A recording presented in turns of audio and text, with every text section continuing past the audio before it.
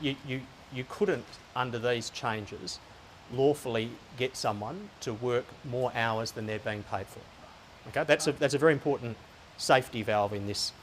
On casuals, Yeah. is there any?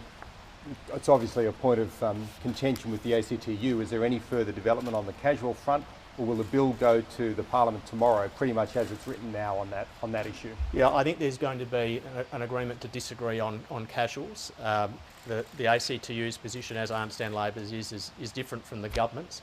I think everyone agrees that you have to draw a line somewhere. Drawing a line under the definition that Sally McManus was proposing, where basically everyone who had the possibility of a shift in the future would be receiving $1,500 payment through the employer, is not quite where we think the line should be drawn.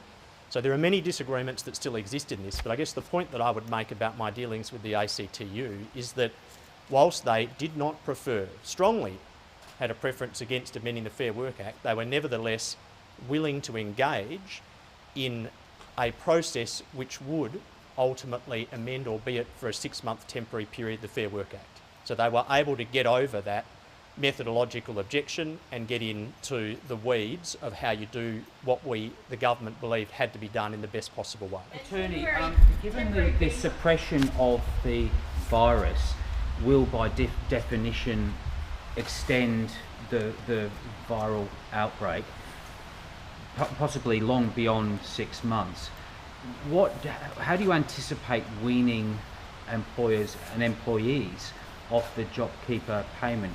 Because a sudden snapback looks impossible from this distance. Well, that's one view, and I mean, I understand modelling's being released later today. As the Prime Minister will stress, that is not a prediction about what will or might happen. It's just modelling that has data pushed into it that allows for scenarios to be modelled for us to plan around. As you point out, flattening of the curve has the effect of lengthening the pathology of the disease, but the very sensible reason for that is to ensure that we are not overstressing our medical system.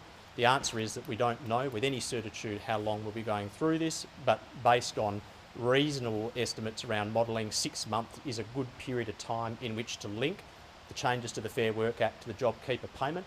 That is 6 months. That's what we're working on at the moment. Now, there are any number of issues that might arise in the future, but we are very much dealing with today's problems today.